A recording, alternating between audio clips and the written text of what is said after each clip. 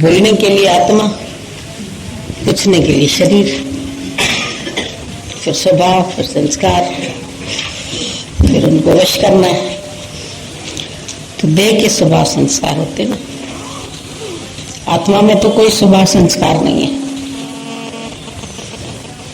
यही पुरुषार्थ,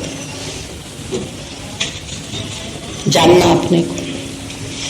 जो तुम बार बार भूलते हो ना, जब सवाल कर बैठते हैं तो उस टाइम तुम देह बन जाते हैं। और यही पुरुषार्थ करना है तुमको कि तुमको आत्मा निश्चय में रखनी है। जब आत्मा निश्चय में हो जाएगी तो नई स्वभाव आएगा, नई संस्कार आएगा। भी तुम्हारे अंदर से ही आवाज आई ना, आत्मा। मैंने तो नहीं बोला तुमको तुम आत्मा, तुम्हारे अंदर से ही आवाज आई कि कौन है, तो आत्मा। तो आत्मा का कोई स्वभाव होता है, आत्मा का कोई संस्कार होता है? अपने आप से ही पूछ के देखो। यही सेल्फ इंक्वायरी है और यही विधि है तुम्हारे पुरुषार्थ की। जो तुम पुरुषार्थ पूछ रही है ना, यही पुरुषार्थ है और कोई पुरुषार्थ नहीं है। अपनी ही सेल्फ इंक्वायरी तुम्हारा पुरुषार्थ है कि तुमको जानना है तुम कौन है। जिस समय तुम अपने को आत्मा जानेंगे तो तुम्हारा कोई स्वभाव, कोई संस्कार तुम्हारे ऊपर हावी नहीं होएगा। जब तू भूली आपको तो भासे संसार। जिस समय आत्म स्वरूप को विस्मृति करते हो तो फिर संसार भी भासता है। संसार भासता है तो उनके साथ तुम्हारे स्वभाव निकल आते और फिर तुम्हारे संस्कार तुम्हारे ऊपर हावी हो जाते। लेकिन आत्मा तो निर्मल है, आत्मा शुद्ध है, आत्मा पवित्र है। आत्मा में कुछ नहीं है, जैसे आकाश में कुछ नहीं है। बादल भी तुम्हारे को दिखाई देते हैं, लेकिन आकाश तो निर्लिप्त है, उसमें कोई लिपायमान नहीं करते। वायु भी विचरती है उसमें, लेकिन वायु भी उसको कुछ नहीं करती है। सूर्य की किरणें भी आती है, चली जाती है, लेकिन आकाश में कुछ नहीं है। चाहे अंधेरा हो चाहे रोशनी हो, आकाश को कोई फर्क नहीं पड़ता। आकाश तो फिर भी निर्लिप्त है। सूर्योदय हो जाए चाहे सूर्यास्त हो जाए, आकाश को नहीं ठंडी लगती है नहीं गर्मी लगती है। आकाश को लगती है ठंडी, लगती है आकाश को गर्मी लगती है। आकाश को लगता है कुछ नहीं लगता है। आकाश में अंधकार हो तो आकाश को क्या लगेगा? रात के समय आकाश डरता है कि भाई अंधेरा हो गया, अभी मेरे को कहीं जाना है, जल्दी घर। उसका कोई घर है जहां उसको जाना है? उसका कोई ठिकाना है? वो सर्वत्र है। कोई ऐसी जगह नहीं है जहां आकाश नहीं है। आकाश माना व्यापक। तो जो व्यापक वस्तु पहचान लिया तो भ्रम का भांडा फोड़ दिया। जब तक व्यापक नहीं जानते हैं तब तक अपने को भी अल्पज्ञ मानते हैं, अपने को भी देह मानते हैं और दूसरे को भी देह मानते हैं। इसीलिए हमारा स्वभाव उसके साथ निकल आता। जब सर्वज्ञ जानेंगे मैं ही तो हूं,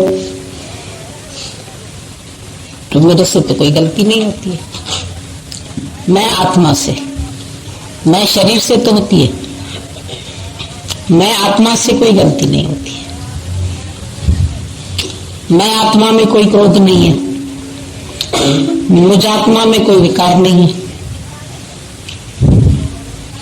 कोई हालत नहीं है, कोई संबंध नहीं है, कोई मेरा नहीं है, कोई तेरा नहीं है, कोई अलग भी नहीं है, कोई मिला हुआ भी नहीं है, कोई जुदाई भी नहीं है। किससे जुदाई है? आकाश जब सर्वत्र है तो ऐसा तो नहीं है कि इंग्लैंड का आकाश अलग है, उसको अमेरिका के आकाश से मिलना है, या यूरोप के आकाश से मिलना है, या चाइना के आकाश से मिलना है। आकाश के कोई खंड खंड भी नहीं है। आकाश का मतलब ही अखंड। विचार करके देखो, खाली ये हम लोगों ने भाग कर लिए। घट आकाश अलग हो गया, मठ आकाश अलग हो गया, महाकाश अलग हो गया हमारे भाव में। वैसे तो वो भी एक है, उपाधि भेद के कारण अलग अलग दिखाई देते हैं, लेकिन अलग तो है नहीं कुछ। एक सूर्य तुमको 100 बर्तन रखे हुए पानी पड़ा है, उसमें 100 सूरज दिखाई देते। अभी एक घड़ा टूट गया तो क्या सूरज भी टूट गया क्या? हम बोलते ये मर गया, तो क्या आत्मा भी मर गया? दूसरा घड़ा बन जाएगा, उसमें आत्मा आ जाएगा, उसमें सूरज का प्रतिबिंब आ जाएगा। 100 रखो, 1000 रखो, 500 रखो, पूरे तालाब में दिखाई देता है। जहां से देखो वहां से दिखाई देता है। व्यापक है तो हर जगह दिखाई देता है। कोई ऐसी जगह नहीं है जहां आकाश नहीं है। अभी दीवार में भी छेद करो तो आकाश है, कील घुस जाती है उसमें। तेरे अंदर भी आकाश है, खाना खाते हो उसमें चला जाता है, स्पेस बनी हुई है। कमरे में भी आकाश है, तुम बैठे उधर, इधर भी आकाश है, तेरे अंदर बाहर आकाश है। जल में कुंभ, कुंभ में जल है, बाहर भीतर पानी। विकसो कुंभ जल माय समायो, ये गति बदले जाने। खाली कुंभ के टूटने को तुम मृत्यु बोल देते। विकसो कुंभ जल माय समायो, भीतर भी पानी है, बाहर भी पानी। ब्रह्म कहाँ नहीं है? सर्वत्र है ना। कोई ऐसी जगह है जहां ब्रह्म नहीं है, परमात्मा नहीं है? जब परमात्मा ही परमात्मा दिखाई दे, दूसरा तुमको नजर ही नहीं आए, तो ना तो तुम्हारे उसके साथ स्वभाव निकलेंगे, न तुम्हारे संस्कार निकलेंगे, न तुम्हारी ममता होगी, न तुम्हारी आसक्ति होगी, न तुम्हारे विचार चलेंगे, न तुम्हारे अंदर संकल्प विकल्प आएंगे। ये द्वैत के सब कर्म है। द्वैत में तुम्हारे विचार भी चलते हैं, द्वैत में तुम्हारा मन भी चलता है, द्वैत में तुम्हारी आसक्ति भी होती है, द्वैत में सब ख्याल आते हैं। अद्वैत आत्मा में कोई ख्याल नहीं है। सब ख्याल तुम्हारे खो जाते हैं जब तुम अद्वैत में स्थित हो जाते। ज्ञानी माना अद्वैत, ज्ञानी द्वैत में नहीं आता है। और अद्वैती का किसी से भी झगड़ा ही नहीं है। अद्वैती के अंदर में कोई संकल्प विकल्प नहीं है। अद्वैती के अंदर कोई मलिनता नहीं है, कोई विकार नहीं है, कोई संस्कार नहीं है, कोई ख्याल नहीं है। ख्याल आता ही है तो दूसरे का आता है। अद्वैती को किसी का ख्याल नहीं आता है। क्या सोचें, किसके लिए सोचें? मेरा कौन है? अभी इतनी अच्छी बात बोल रहे थे भगवान, निष्कामी भी कौन बन सकता है? निष्कामी भी वही बन सकता है जो भगवान है। जो एक भी सकाम कर्म कर रहा है वो निष्कामी नहीं बन सकता है।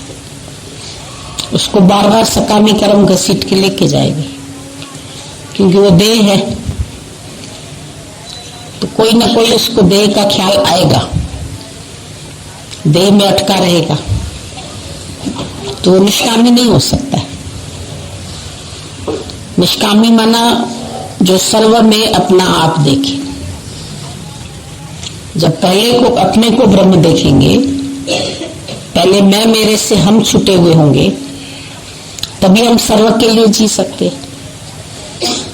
कृष्ण भगवान सर्व के लिए, सबके हित के लिए उसने कार्य किया, लोक संग्रह के लिए, पर वो अपने में अटका हुआ नहीं था ना किसी में, उसका कोई मैं मेरा नहीं था। वो अपना बना के किसी के साथ आसक्त भाव से नहीं बैठा, इसीलिए भगवान था। आज तुम भी उसको भगवान बोलते, तुम अपने को भगवान भी बोलते हैं, निष्काम के लिए प्रारंभ भी करते, पर पूरे निष्कामी नहीं होते, बार बार फिर तुमको सकामी कर्म घेर लेते। आज किसकी शादी है, आज किसका ब्याह है, आज कहीं जाना है, कहीं आना है, कुछ करना है। ज्ञानी के लिए कुछ करना, कर्तव्य कर्म शेष नहीं है, वो करे न करे स्वार्थ बिना, करता हुआ तुमको दिखाई भी दे, लेकिन वो कोई स्वार्थ से कर्म नहीं करता है, क्योंकि उसके अंदर मैं और मेरा नहीं है। तुमको नजर आता है कि वो कर रहा है, लेकिन जैसे तुम किसी को सपने में देखते कि तुम्हारे पास आया, लेकिन क्या वो तुम्हारे पास आया? तेरे सपने में आया। तो ज्ञानी के जो कर्म है वो तेरे सपने में है, तू देख रहा है, लेकिन वो कर्ता भाव में ही नहीं है, इसलिए उसको कोई कर्म बांधता नहीं है। जैसे जली हुई रस्सी, जो रस्सी तुमको दिखाई दे रही है उसमें बल भी दिखाई देते हैं, कहते हैं ना रस्सी जल गई बल नहीं गए, तो बल दिखाई दे रहे हैं, पर वो रस्सी उठा के तुम किसी को बांध नहीं सकते। जली हुई रस्सी किसी को बांधने का काम नहीं कर सकती। ज्ञानी के सब कर्म जले हुए, कर्ता भाव से रहते हैं, इसलिए उसके कर्म उसको बंधन में नहीं बांधते। जला हुआ कोट जो पहनने के काम नहीं आता है, अभी कोट जल जाए तो शेप वही रहता है, लगता है जैसे काला कोट पड़ा हुआ है, पर जैसे ही उठाया तो राख, है ही नहीं कुछ। ऐसे ही ज्ञानी के कर्म भी तुमको नजर में आते हैं, लेकिन वो कर्म उसको फिर जन्म मरण में नहीं लेके जाते, क्योंकि उसने कोई भी कर्म कर्ता भाव से नहीं किया, मेरेपन से नहीं किया, अंदर में उसका किसी से लगाव नहीं है। तुम्हारा भी किसी से अंदर में लगाव नहीं है, तो कोई भी कर्म तुम्हारा खाते में नहीं आएगा। पर अंदर में लगाव हो जाता है, कर्म में आसक्ति हो जाती है, तो हम कर्म के बंधन में आ जाते हैं, कर्ता भाव में आ जाते हैं, और फिर उसके फल में सुखी या दुखी भी होते हैं। ज्ञानी के लिए कोई फल रूप दोष भी नहीं है, उल्टा कर्म भी कोई नहीं है।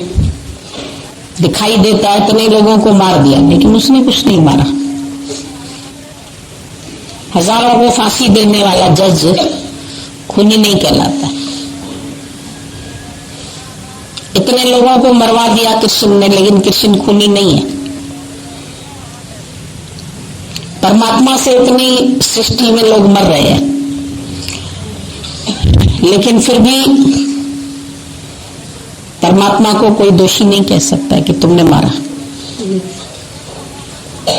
कहते हैं हुक्म से मर गया, उसका समय पूरा हो गया था, काल आ गया था, काल उसको वहां लेके गया था, उसका समय लेके गया था। मारेगा के को आप मानुष की कष्ट नहीं आती, फिर भी उसको कोई कर्ता नहीं बोलता। फिर भी जन्मना और मरना तुम्हारे कर्मों का खेल कहलाता है। तुम अपने कर्म से, अपनी इच्छा से जन्मते हैं, अपनी इच्छा से मरते हैं। तुम्हारा स्वार्थ, तुम्हारी इच्छा, तुम्हारी अंतवेले की वासना तुमको दूसरा जन्म देती है।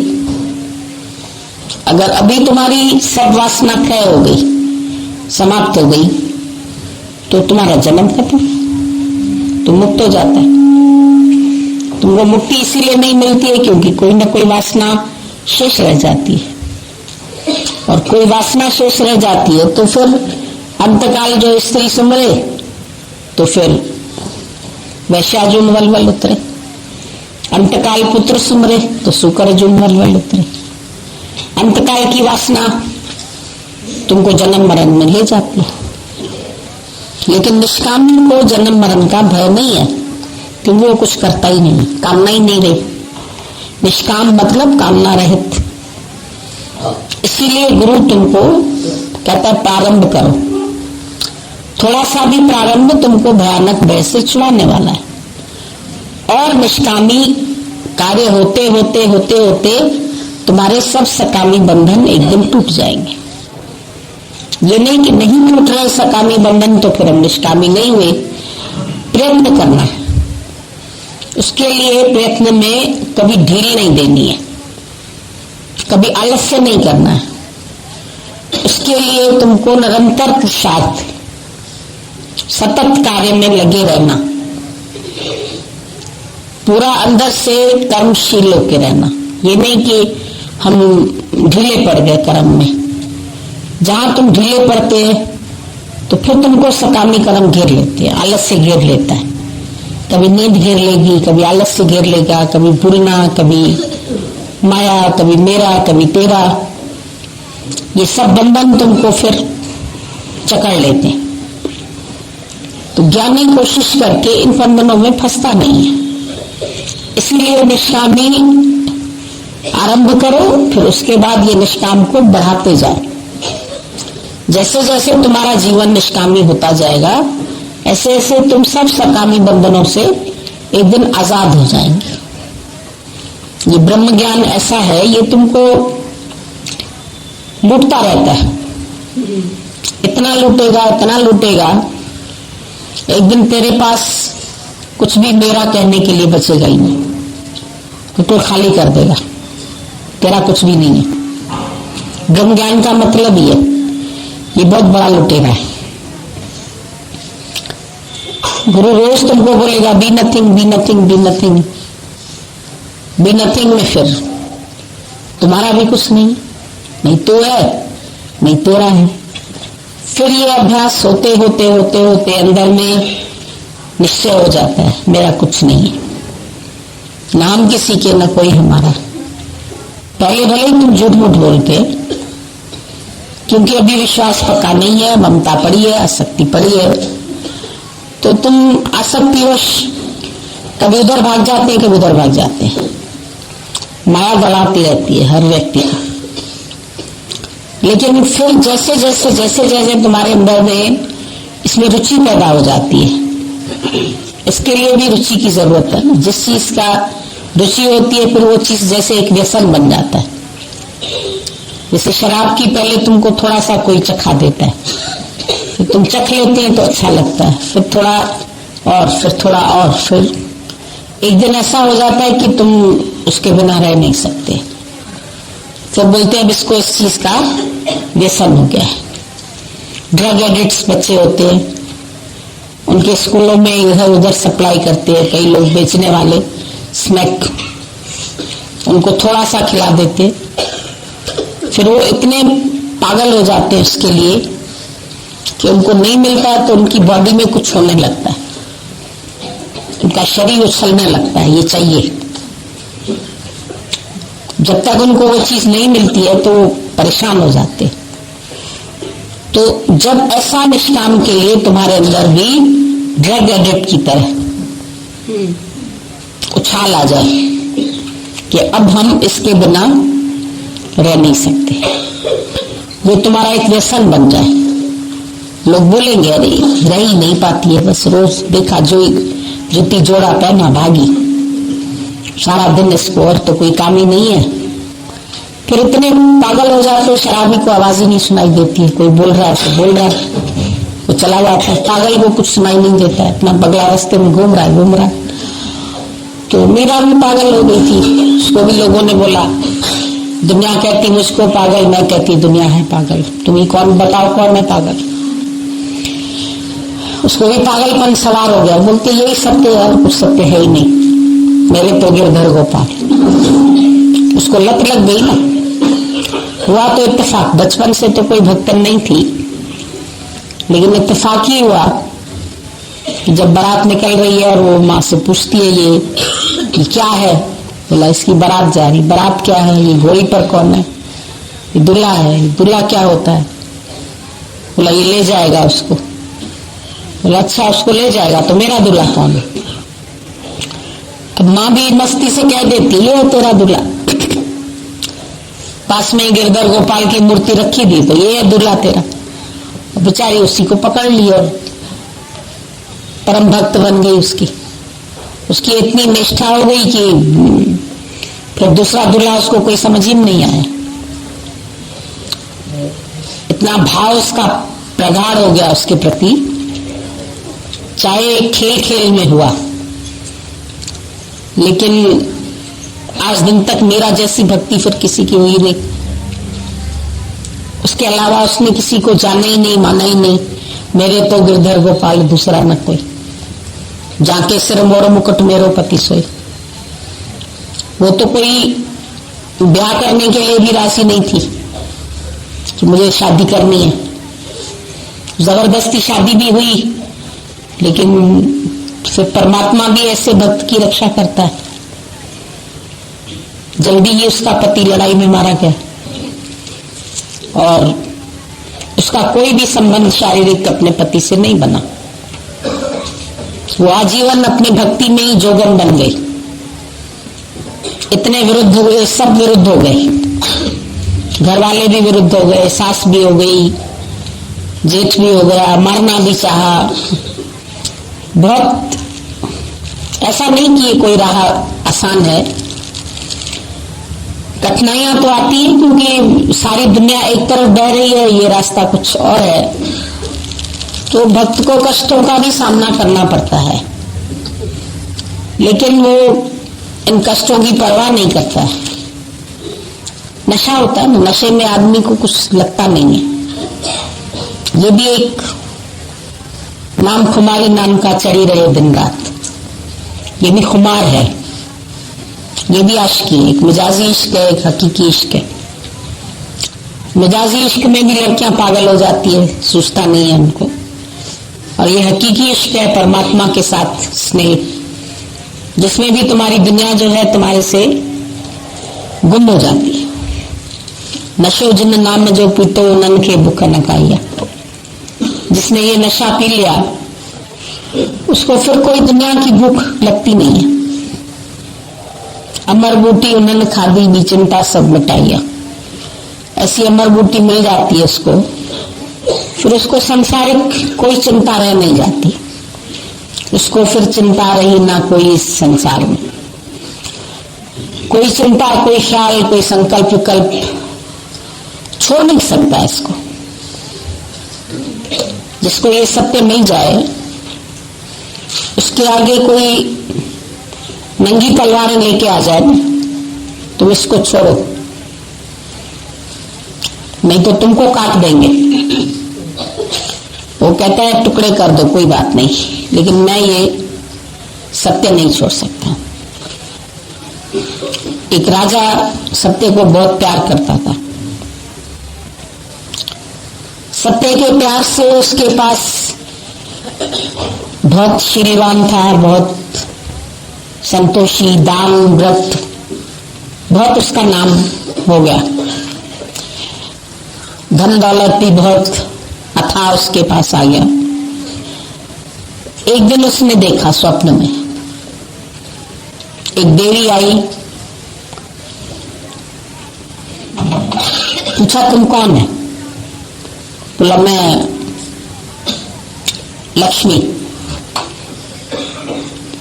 आज मैं तुम्हारे पास से जा रही हूं। उसने सत्य से प्रॉमिस किया था कुछ भी हो जाएगा, लेकिन मैं अब तुमको नहीं छोड़ूंगा। लक्ष्मी चली गई। फिर एक व्यक्ति आया, दान। अब लक्ष्मी नहीं तो दान कहां से रहेगा, क्या दान करेगा? दान आया, मैं भी जा रहा हूं। कहता चले जाओ, बेशक कोई बात नहीं, बदनामी हो जाएगी भाई, अब ये दान नहीं करता है, जाते हो तो चले जाओ। शील आया, मैं भी जा रहा हूं, वो भी चला गया। इस तरह से कई गुण आए, सबने बोला हम भी जा रहे हैं, हम भी जा रहे हैं, हम भी जा रहे हैं। कहता चले जाओ। अंत में सत्य आया, बोला अब तुम्हारे पास कुछ नहीं है, मैं क्या करूं रह के, मैं भी जा रहा हूं। उसने बोला देखो तुमसे मैंने प्रॉमिस किया था, मैं सब कुछ छोड़ सकता हूं पर मैं तुमको नहीं छोड़ सकता।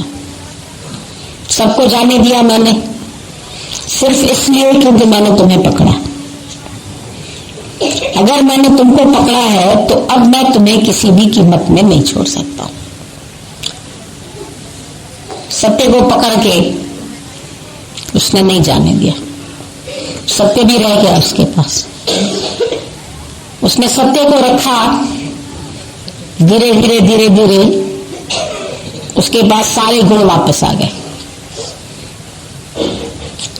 और फिर एक दिन लक्ष्मी ने भी कहा जहां मेरा नारायण है तो मैं फिर कहां चली जाऊं, मुझे भी यही आना है।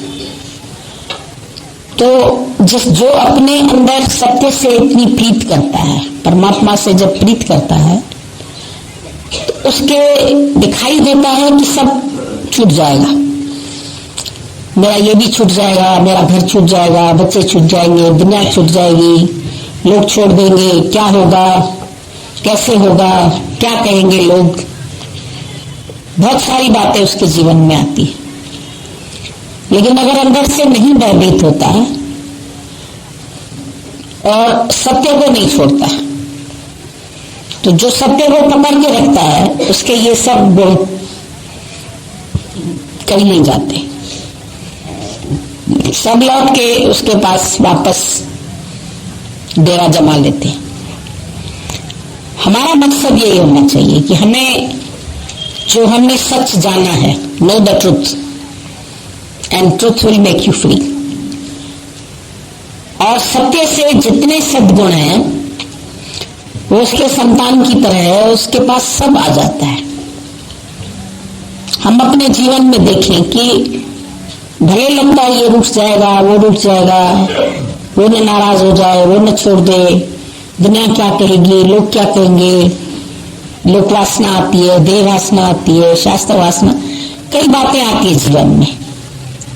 मन भी डराने आता है कि तुम बर तो रहे इस राह पर, लेकिन ऐसा ऐसा तुम्हारे साथ हो जाएगा। बहुत भयभीत होता है मन अंदर से। फिर क्या होगा, फिर तेरे को कोई नहीं पूछेगा, फिर तेरे साथ ऐसा होगा, फिर ऐसा होगा, फिर ऐसा हो जाने दो।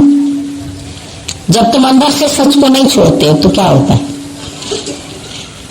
लगता है पहले कि शायद सबने छोड़ दिया हमको, शायद सब हमको भूल जाएंगे, सब मैं अकेला न रह जाऊं जिंदगी में। इंसान सबको क्यों गुलामी करता रहता है? सबकी गुलामी इसलिए तो करते हैं, शादी ब्याह में इसलिए जाते हैं, दुनियादारी इसलिए करते हैं, लोकारित इसलिए करते हैं। कहीं हमारा ऑफिसर ना नाराज हो जाए, कहीं घर वाले ना नाराज हो जाए, कहीं दुनिया ना नाराज हो जाए, कहीं संबंधी ना रूठ जाए, कहीं बच्चा ना रूठ जाए, कहीं बेटा ना छोड़ दे। पर जिसने सत्य को जाना, एक दिन सारी दुनिया उसके पीछे आ जाती है, कोई नहीं छोड़ता है उसको। छूटता हुआ नजर आता है एक बार, और वो भी बहुत जरूरी है छूटना, दिखना, क्योंकि तुम्हारी आसक्तियों का पता चलेगा। जब छूटने लगते हैं तो तुमको अंदर से भी तो पता लगेगा कि अब तेरा मोह जा रहा है कि नहीं जा रहा है, तो दुखी हो रहा है कि नहीं हो रहा है, वो रो रहा है तेरे लिए। स्वामी रामतीर्थ ने बोला, जब तू सत्य के राह पर बढ़ेगा तेरे सब संबंधी उनके आंसू बहाएंगे, सब ऐसे आके रोएंगे जैसे मुर्शाओं के पास कोई रोते हैं ना, हाय मर गया मर गया मर गया, चला गया, हमको छोड़ के चला गया। तो ऐसे आकर के सब पास में बैठेंगे, बाल बच्चे स्त्री ये वो सब ऐसे रोएंगे, सबको उनके आंसू बहाएंगे। तेरे को दया आएगी, तेरे अंदर का पता चलेगा कि तेरे को उनके ऊपर फिर दया आती, उठ के तो नहीं बैठेगा ना मुर्दा। तो दिल बोला कि सीने के मुर्दे के ऊपर फिर फूल माला चढ़ाते हैं, मुर्दे को नए कपड़े पहनाते हैं, मुर्दे के ऊपर दुशाला डालते हैं, फल रखते हैं, उसका लोग आदर सत्कार, भले जीते जी उसकी निंदा भी करते हो, गाली भी देते हो, उसको खराब भी कहते हो, ऐसा था ऐसा था ऐसा था, लेकिन मरने के बाद क्यों उसके ऊपर सब लोग हाथ भी जोड़ते हैं, रास्ते से भी मुर्दा जाता है तो हाथ जोड़ते हैं। पुलिस वाले भी बेचारे टोपी उतार के प्रणाम करते हैं कि भाई मर गया। वैसे तो वो चोरों को पकड़ते हैं, लेकिन चोर का लाश पड़ा होगा तो वो भी बेचारे टोपी उतार के सलाम करते हैं। तो आखिर शव की इज्जत क्यों होती है? तो बोला शव की इज्जत इसलिए कि अभी वो अहंकार रहित हो गया, अब उसके अंदर अहंकार बचा ही नहीं। तो अगर तू जीते जी शव बन जाए तो तेरी भी इज्जत हो जाए, पर तू शव नहीं बनता फिर उठ के बैठ जाता है या जवाब देने लगता है या बोलने लगता है तो फिर तेरी इज्जत खत्म हो जाती है। मुर्दा क्या बोलेगा? अपमान होए, मान होए, कोई रोए, कोई दुखी होए, कोई कुछ करे, मुर्दा तो कुछ नहीं करेगा, कुछ नहीं बोलेगा, वो अहंकार रहित हो गया। तो गुरु तुमको बोलता है जीते जी शव बने बिना शिव नहीं बन सकते हो। इधर भी शव बनने की प्रक्रिया तुमको सीखनी पड़ती है कि कैसे मौन रहो, सुनते हुए भी जैसे तुम्हारे कान बहरे हो गए, निंदा हो रही है, अब जब तक सांस चल रही तो सुनाई तो देता है। ऐसा तो हम नहीं बोलेंगे कि भाई बहरा हो गया, कहा तो जाता है ना बहरा गूंगा हो जाओ, पर मेरे कान तो सुनते ही और अंदर मन भी चलता है, ऐसा नहीं कि नहीं चलता, पर उधर मन को जीतना पड़ता है। मन ने सुना निंदा हो रही है, बुराई हो रही है, लोग ऐसे ऐसे कह रहे हैं, लेकिन ठीक है कोई बात नहीं, उसको अवॉइड करना पड़ता है। ये नहीं कि मन कह रहा है तो फिर उठ के फिर उनके साथ ऐसा नहीं, नहीं हमारा ज्ञान ऐसा थोड़ी है, ऐसा नहीं बोलते हैं, हमारे गुरु की निंदा नहीं करो। मुर्दा ना निंदा सुनता न प्रशंसा सुनो, चाहे गुरु की भी कोई कर रहा हो, तो ऐसे अवॉइड हो जाए तुम्हारे अंदर से।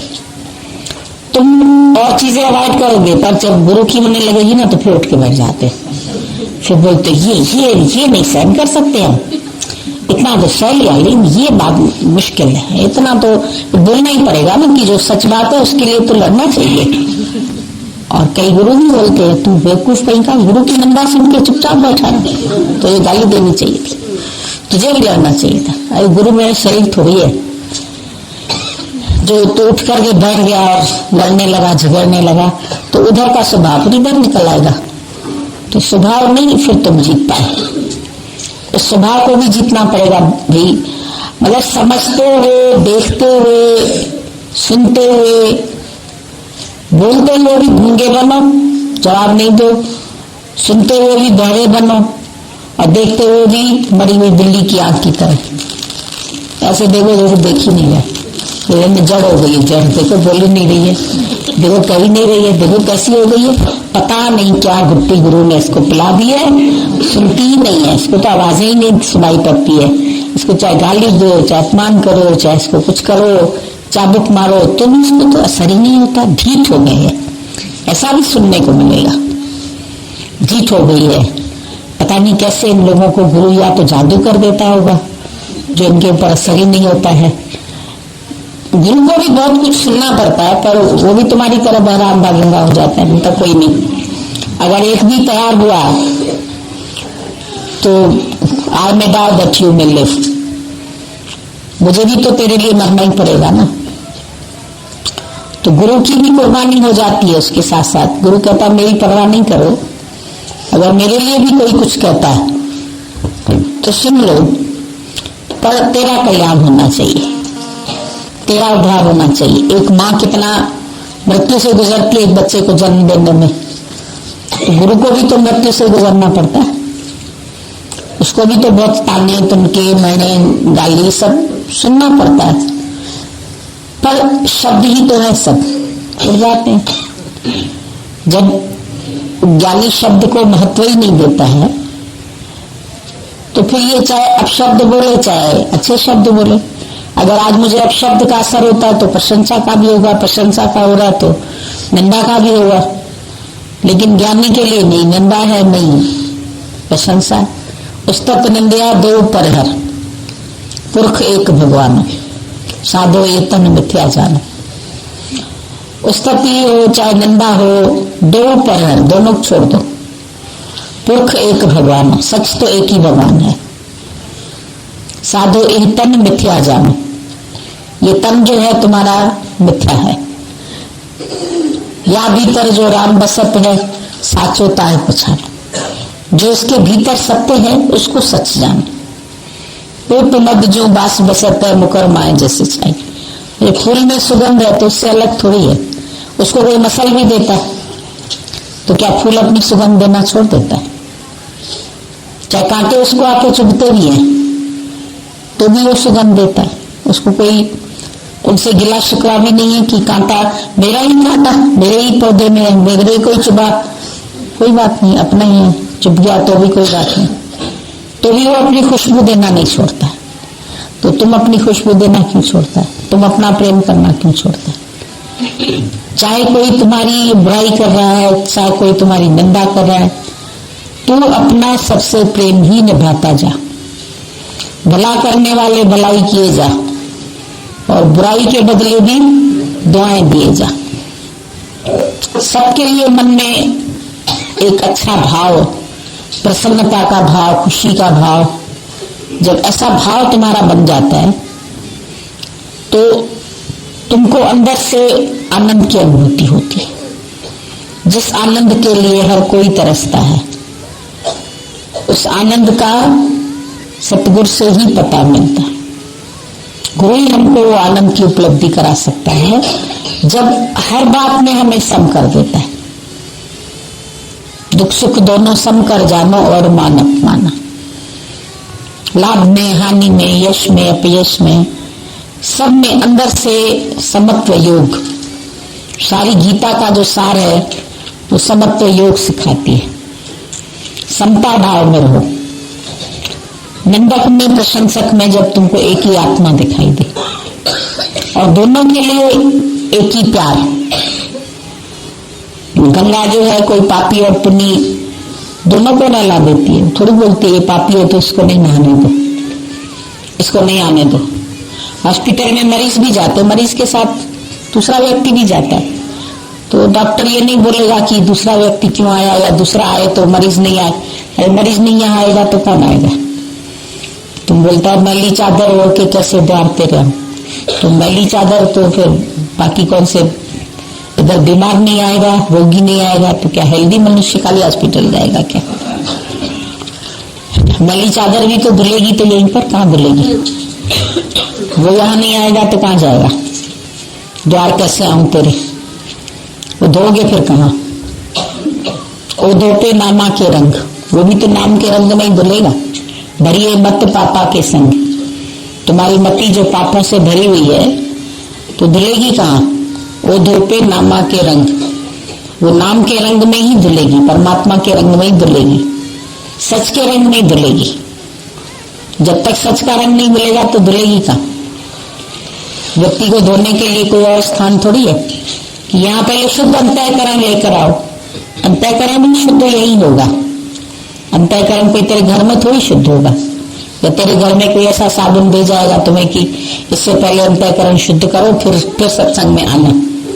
या कई लोग तुम लोगों को बोलेंगे पहले सत्कर्म करो, पहले जप तप करो, पहले पूजा पाठ करो, व्रत उपवास करो, जब अंतःकरण साफ होगा तब ब्रह्म ज्ञान मिलेगा। पर ब्रह्म ज्ञान मिलने के बाद तुम्हारे से सब अच्छे कर्म ऑटोमेटिक होंगे। पहले जब तुम सही राह पर चलेंगे तभी तो सही कर्म तुमसे होंगे। जब तुम ही सही नहीं होंगे तो तुम्हारे कर्म भी सही नहीं होंगे। If a wrong man uses the right means works in the wrong way. अगर तुम ही रॉन्ग मैन है, तुम जीव भाव वाले है, तो तुम राइट कर्म कर कैसे सकते? Wrong man uses the right means. बढ़िया हारमोनियम हम तुमको देते हैं, लेकिन तुम्हें चलाने ही नहीं आता, तुम रॉन्ग मैन है, तुम्हें आता ही नहीं तो तुम हारमोनियम कैसे बजाएंगे? पर एक टूटी हुई तार वाला भी देते हैं हम, तुम उस तार को कैसे न कैसे फिट करके तुम हारमोनियम चला लोगे, क्योंकि तुम्हें आता है बजाने। जिसको बजाने आता है वो टूटी सी तार को भी बना लेगा, जोड़ जाड़ के उसको साफ करके बढ़िया उसमें से संगीत निकालेगा। तो गुरु के पास जब कोई आता है तो कोई सही इंस्ट्रूमेंट थोड़ी आए थे, सब तो ऐसे बगल बांधे आए थे, टूटे टाटे। किसी का दिल कैसा टूटा था, किसी का मन बिगड़ा था, कोई कहां से ठोकर खा के आया था, कोई कहां से दुखी होके आया था। सब तो ऐसे ही आए थे, विकारों से भरे हुए आए थे, अहंकार से भरे हुए आए थे। अहंकार विकार भरे मन को निज नाम की माला जपने दो। क्या नहीं था, बड़े सद्गुणी थोड़ी आए थे। जब आए थे यहाँ तो सब था, लेकिन अब आते आते समझ में आता है ना कि कैसे टोकरी साफ हो गई पड़े पड़े पानी में। पहले साफ हुई, अभी छेद भी बंद हुए, जो अंतःकरण में हमारे इतनी इच्छाओं के छेद थे। समझ में आता गया जैसे जैसे मिथ्या भाव पक्का होता गया जगत का, ऐसे ऐसे तुम्हारी इच्छाओं के छिद्र बंद होते गए। वरना ये इच्छाएं कभी समाप्त होने वाली नहीं थी, नेवर एंडिंग थी।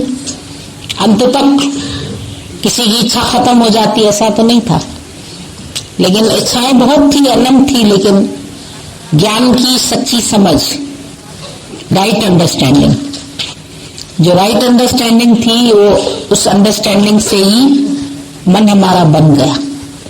गुरु ने हमारे मन को बना दिया, मेरे अहंकार को धो दिया, विकारों को अंदर ही अंदर जला दिया, सब विकार खत्म हो गए। ज्ञान अग्नि दग्धे कर्म, ज्ञान की ऐसी अग्नि जलती है रोज, जिसमें सब तुम्हारे कर्म जल के राख हो जाते, भस्म हो जाते। ज्ञान अग्नि है, ये ज्ञान जो है नाव है, तुमको भवसागर से पार लगाने वाला। ज्ञान तलवार, जो तुम्हारे अहंकार को काट के फेंक देता है। ज्ञान इतनी शक्ति है जो तुम्हारी हर कमजोरी को दूर कर सकती है। इतना विटामिन की गोली है जो तुम सुबह जब एक टेबलेट खा लेते हो तो दिन भर लगता है मैं बहुत तंदुरुस्त हूं। चूहा बिल्ली से डर के भाग रहा था, भागते भागते गिर गया शराब के टब में। गिर गया तो शराब सारी उसके अंदर चली गई, उसको इतनी ताकत आ गई, बाहर निकल के कहाँ है बिल्ली, तो अभी मैं इसको खाऊंगा। तो तुम भी माया से भागते भागते एक बार शराब के टब में गिर गए। अभी तुम भी बोलेंगे कहाँ है माया, माया को हम खा जाएंगे, माया हमको क्या करेगी। इतना गुरु तुमको निर्विकारी बना देता है, इतना शक्ति से भरपूर कर देता है। ये आत्म ज्ञान जो है ना, ये कोई ऐसा चीज नहीं तुमको मिली है। अगर आज बैठ के सोचो कि ये आत्म ज्ञान क्या है और इससे तुम्हारे जीवन में क्या परिवर्तन आया है, इसने क्या क्या काम किया है, औषधि का काम किया है, शक्ति का काम किया है, स्मृति का काम किया है, बैठ के अगर अपने फायदे लिखने बैठो कि ज्ञान से तुमको क्या क्या मिला है, तो तुम्हारे पन्ने ही भर जाएंगे। आज जरा ये होमवर्क करना बैठ के दिन भर कि ज्ञान क्या क्या कर सकता है। ज्ञान के विषय में एक ऐसे बैठ के लिखो जो दादा ने जो खोज की है इस ज्ञान की, और खासतौर से इस ज्ञान की। देखते दुनिया में बहुत बहुत ज्ञान है, भागवत है, कथाएं है, फिर कहते जिसमें कथा नहीं उससे व्यथा न जाएगी, जाने क्या क्या बोलते रहते। कथाएं जरूरी है क्योंकि शुरू शुरू में मन को रुचि लगती है कथाओं में, इसीलिए लोग कथाएं करते रहते हैं कि रुचि स्टोरीज में लगती है, दृष्टांतों में लगती है, तो धीरे धीरे तत्व पर जाती है। और दादा ने शुरू से तत्व को पकड़ा, ये कितनी बड़ी बात है। और इतना कठिन तत्व हम सबको इतना आसान करके दिया, जो आज कैसा भी शास्त्र आता है हमारे सामने तो हमको कोई मुश्किल नहीं लगता उसको समझने में। चाहे अद्वैत क्या लेके आओ, चाहे पक्षपात रहते लेके आओ, इतना बड़ा अद्वैत सिद्धांत है। शुरू शुरू में पढ़ा था, अच्छा लगा था, अभी हमको किसी ने लाके दिया, हम देख रहे थे, हटाओ, किसने बोला सत्संग में पढ़िए, मैंने क्या इतनी डिटेल और उनका भी मगज भारी करे, मैंने उसको एक डिब्बे में बंद करके रख दिया। मेरा अब ये काम का नहीं, इतना गुरु ने सरल कर दिया। क्या कठिन कठिन बातें लोगों के दिमाग में बैठ के डाले अद्वैत सिद्धांत। लोगों का मजा मजा आता है, थोड़ा सा कठिन कठिन शब्द बोले, थोड़ी कठिन बातें बोले, आधा घंटा तो टीवी में कुछ और देख लो, ये पता नहीं तो बोलता रहेगा, समझ ही नहीं आता क्या बोल रहा है, अपना रामायण बोल रहा है कि क्या बोल रहा है कि श्लोक बोल रहा है, कुछ भी नहीं पल्ले पड़ता है। बेचारी जनता क्या करती होगी, बोर होती होगी कैसे, 4-4 घंटे टाइम तो ले लेते हैं, उसमें सार शब्द क्या होता है, अगर निकालने बैठो तो सार में 1 या 2 पॉइंट मुश्किल से मिलेगा, वो भी हम लोगों का इतना सुना हुआ है तो शायद निकाल लें उसमें से, वरना बाकी तो लोग नाच नूच के चले जाते हैं, चलो ताली बजी मजा आया, नाम हो गया उनका।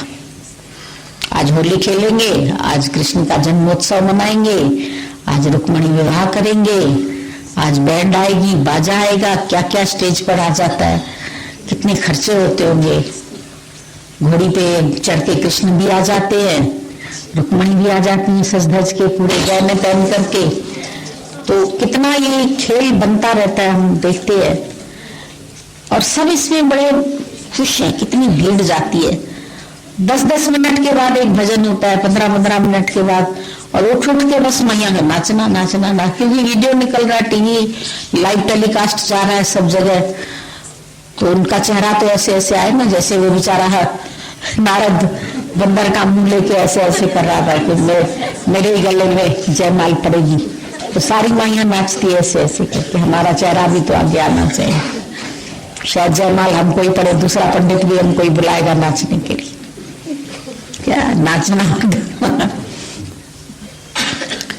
उसको एक सार जैसे समझ लिया, ताली वाले और जोर से गाओ, और जोर से ताली पीटो। वो उस दिन लड़की आई ना, जागरण कराती है, पैसे लेती, पता नहीं क्या बोल रही थी कि वो सत्संग नहीं है जिसमें ताली ना हो, मैं सारा रात तालियां ही बजवाती हूँ, ताली नहीं बजवाएगी तो रात भर जागेंगे कैसे, उसको 1000 रुपया लेना है रात भर का, तो तालियां ही बजवाती है। हमको भी बता के गई, पर मैं तो भूल गया, पता नहीं क्या बोल रही, ताली नहीं है तो ये ज्ञान भी खाली है, जाने क्या बोली। तो लोगों को मजा आता है, ताली बजाओ, राधे राधे राधे राधे राधे राधे। राधा गई शाम से प्यार करके, तू आज करता है प्यार कितना राधा से कि नहीं, कृष्ण से, उस राधा को याद करने से तेरा की राधे राधे। कहते हैं आजकल टेलीफोन पर भी हेलो नहीं बोलो, राधे राधे बोलो, जय श्री कृष्णा बोलो।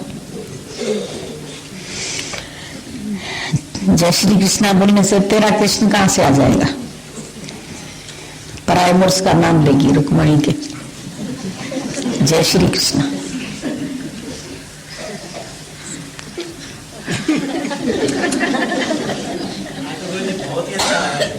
बात लगी तो तेरा पति चला गया, अकेली हो गई तू, लग रहा था आ गया वही जो बेसन। सत्संग के प्रेम में तो छूटते हैं, बाकी जो बंधन छूटते हैं वो निष्काम से भी छूटते हैं। पैर ओढ़ के बैठते हैं, यहाँ तो कुछ ठंड नहीं है उस हिसाब से, अगर -40 उधर है, यहाँ तो 8 है टेम्परेचर 7 और 8 काफी ज्यादा है, उनके लिए तो यहाँ गर्मी होगी।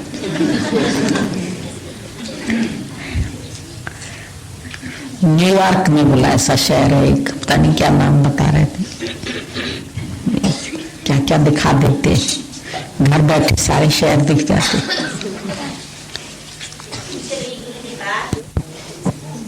वही बातें उनके पास रट गई है, इतनी बार बताते बताते रट जाता है सब। हाँ, बार बार वही शादी में मिलता है ना। जन्माष्टमी तो भाई कभी जन्माष्टमी साल में एक बार आती है, लेकिन उनके तो जिस शहर में चले जाते हैं वहां जन्माष्टमी हो गई, वहां होली हो गई, फूलों की बरसात हो गई। बेचारे राधा और कृष्ण जो बनते हैं उनके ऊपर तो इतने फूल डाल देते, सहन शक्ति की परीक्षा हो जाती होगी, पूरे दब जाते हैं उसमें के। और अगर हम कर निकले तो क्या हाल है। तो भाई ये ना बड़ा प्रकांड पंडित है, ऊंचा ज्ञान बोलता है, ऊंचा क्या नीचा क्या